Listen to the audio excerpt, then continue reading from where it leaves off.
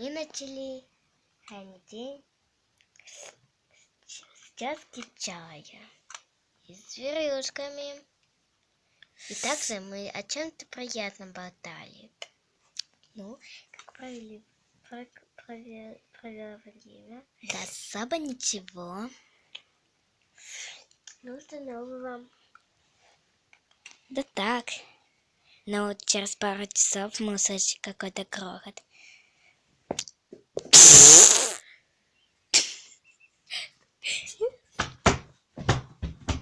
Так он выглядел.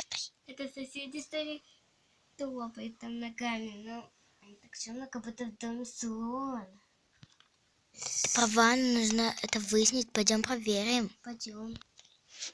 Постите пока здесь, зверушки. Не скучайте без нас. Да, если что, корм у нас на столе. Думаю, что вы доберетесь. Ну ладно, пойдем.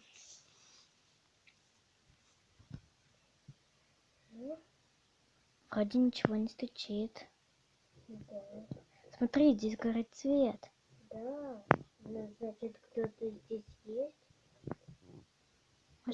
Обычно все выключают свет, когда уходят. Да, точно. Да, ну что произошло здесь? Что это был за грохот? Может, чего-то странное было. Честно, не знаю, но ничего в этом хорошего нет. Да, я с тобой абсолютно согласна. Может, это снизу стучали? Давай проверим.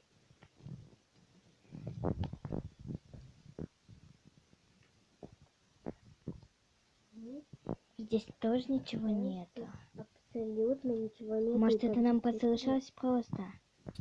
Не знаю, но может. Смотри, здесь бусы и браслет.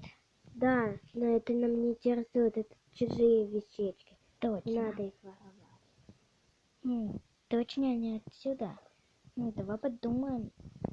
Диванчик посядем, пока их нет. Подумаем, что это был за грохот.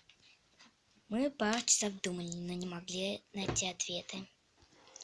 Может, это нам все-таки послышалось, Диана? Может, это просто я вообразила слона? А может, это вообще сквозняк? Может, это показалось, или на балконе чего-то постригло, или на какие-то насекомые на балконе стучали. А может, это град вообще? А может, это снег, а может, это лед с неба? Не знаю. Ну, пойдем лучше домой, а то мне здесь не по себе. Я тоже.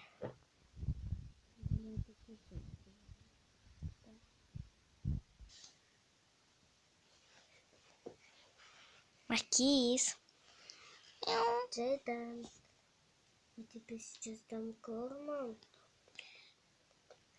Давай подожди чаепитие, что ли? Давай.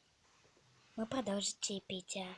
Но через пару минут этот стук продолжится. Опять этот стук. Что за поведение? А может, это какая-то стирка на балконе? Не знаю, но животные от этого пугаются. Да, и маленькая рыбка Джейден уходит на дно. Ой. Маркиз, это сквозняк. Ничего плохого нету. На этом продолжение следует.